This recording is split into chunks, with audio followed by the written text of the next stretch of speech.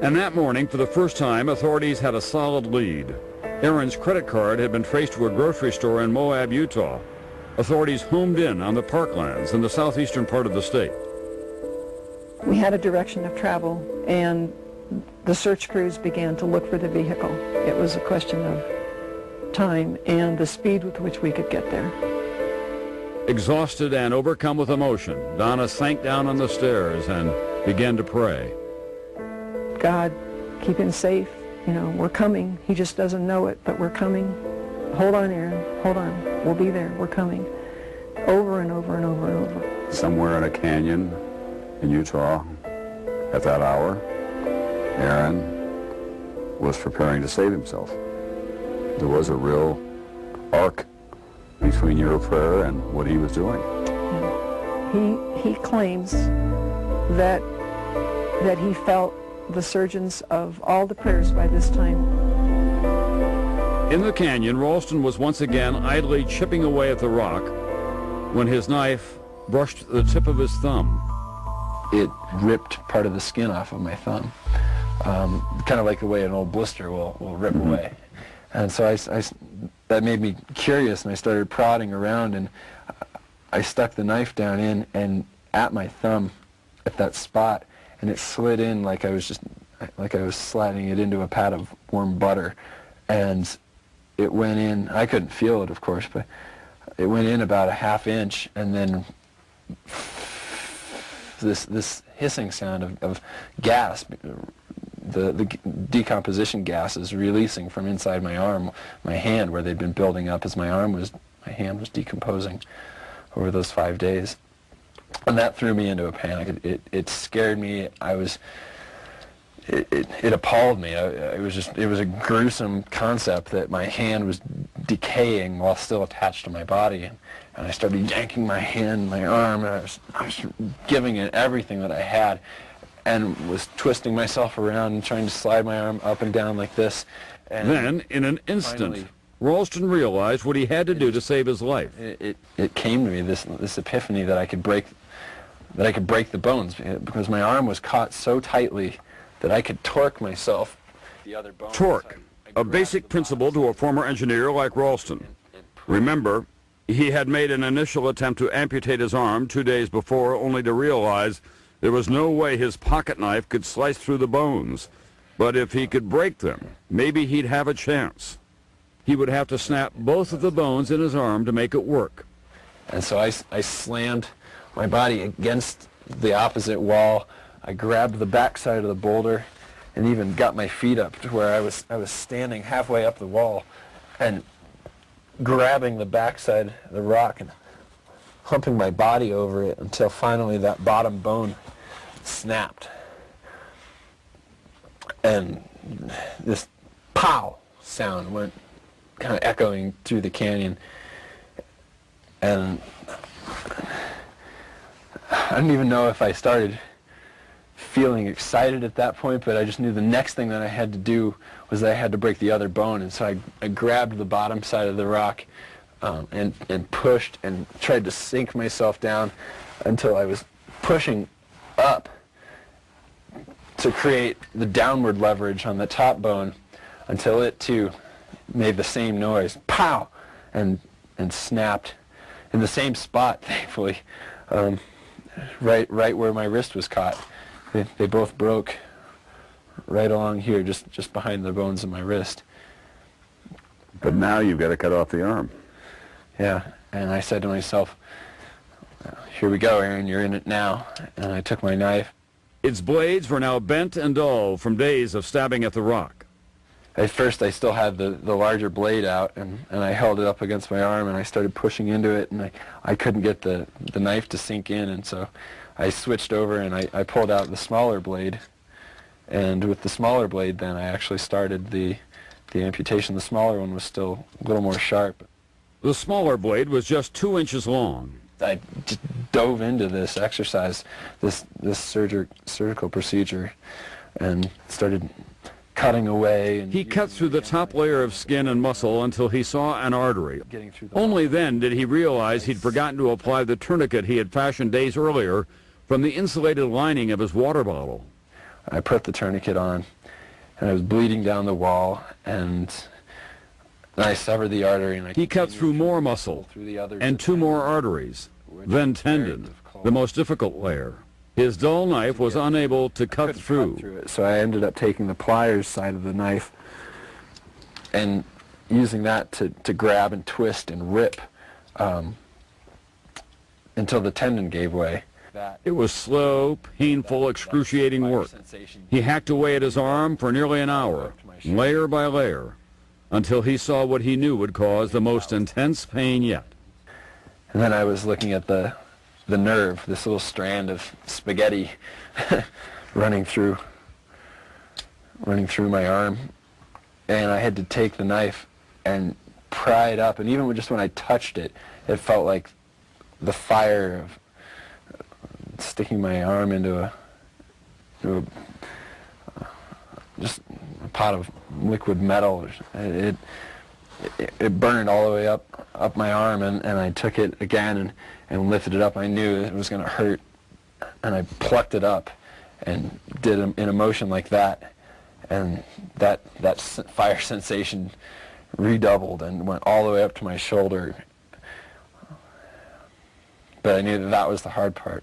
It was only a few more moments of work. After that. And then, boom, and I wasn't even attached anymore, and I fell down like this, and I was free.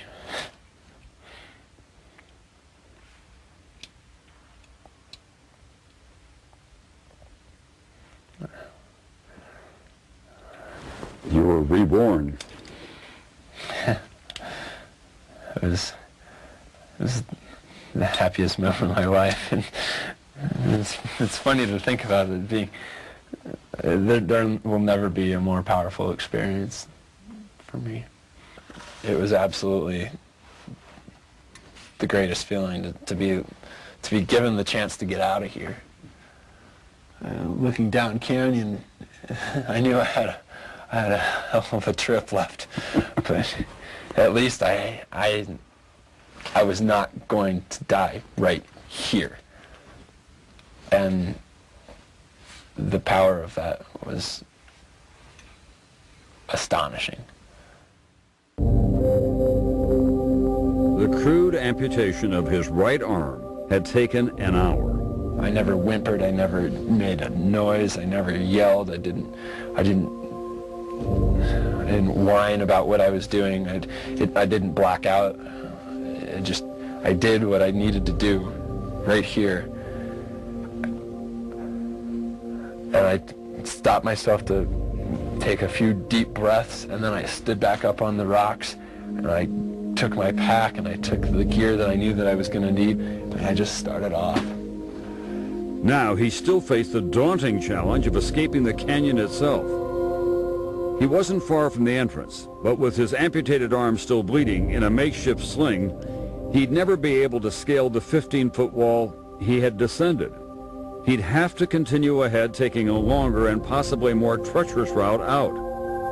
It was uncharted terrain. He knew only that he faced a cliff and a 65-foot rappel at the end. Could he handle all that in his condition?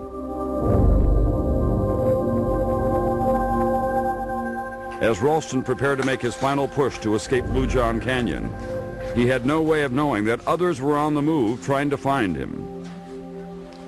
Earlier that morning, Park Ranger Steve Swanky with the National Park Service in Moab, Utah, had gotten a call about a missing hiker with a description of his truck. We said, yes, we know exactly where that vehicle is, that the vehicle is at the Horseshoe Canyon trailhead, and the vehicle's been there for 5 days. It had not raised suspicions. Visitors to Canyonlands often camp out for days at a time, but now it seemed ominous. Swanky called the sheriff's office to authorize a search and rescue and began to put a command system into place. Swanky also called in a helicopter to speed up the search. Meanwhile, Ralston, his arm in a makeshift tourniquet and sling, was struggling ahead through the depths of Blue John Canyon. Yep. Your arm is bleeding. I was negotiating all of this with my arm strapped to my chest. I remember in this section I leaned my back against the wall and just kind of slid down into this little We call these the toilet bowls. Okay, I'm going to let you lead me out here. Okay. Yeah. This is tight, huh? It's hard enough to get through with all of your limbs Yeah. working. Under the best of circumstances, it's an extraordinary challenge. The passages are often exceptionally narrow. There are sudden drop-offs. Pools of water turn up in unexpected places with no way to tell how deep. Okay. The canyon tunnel is so far down, there is often barely enough light to see. And now we get to one of every canyoneer's favorite obstacles, the water hazard. Which way do I want to go? Face this way. Face the way I am. Okay. The idea that someone has done this, having just amputated his arm, having not eaten for 5 days, having not had water for 3, is beyond my ability to understand it. Looking back now, Ralston also can't believe that he was able to make it out. When I turned the corner here, I knew that I was getting to a place where it opened up. See the Finally, opposite wall, literally, the extra light. light at the end of the It became tunnel. obvious, and then I walked out and onto the ledge, and bam, there I was. It's a dramatic entrance into the rest of the canyon, and it was a dramatic entrance for allegorically speaking, for the rest of my life. That just stepping out here, So beautiful, for one thing. it was stunning. But now, after all that he'd endured, he was still standing on the edge of a 6-story high cliff, and down was the only way out. Somehow, he would have to rappel out with only one arm. Yet another seemingly impossible challenge. I swooned. I felt faint, and I almost fell over and pitched headfirst over the cliff. And I lost my balance and stepped back. But Aaron Ralston didn't give up. He clipped his climbing harness to the rock so he wouldn't fall, and set to work rigging an anchor and a rappel for the treacherous descent. Are you up to doing it again? Yeah. Rope!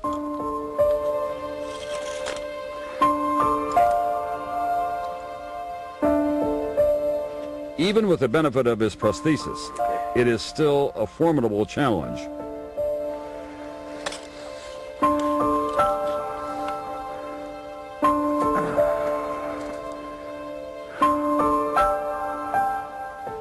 Once again, Ralston is intent on making this rappel without the help of our guides.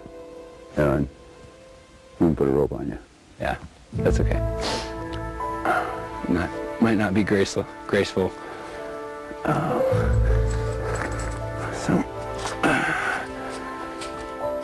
If he slips or loses control, he could plunge to the canyon floor.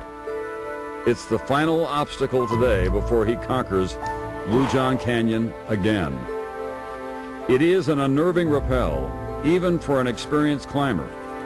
The lip of the cliff juts out. You have to ease off an overhang, trusting that you'll find a foothold to push off the jagged rock.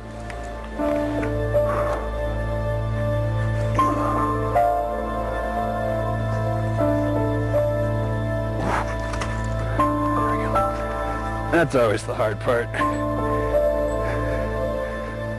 Even today, it rattles him.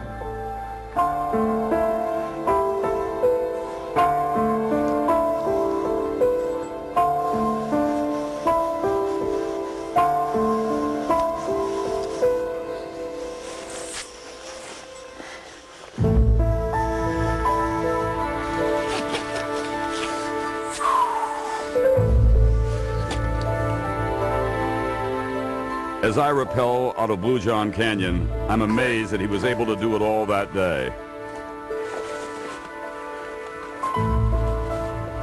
The fact that Aaron Ralston was able to overcome so many obstacles, missing one arm, in a precarious state of health, it's astonishing.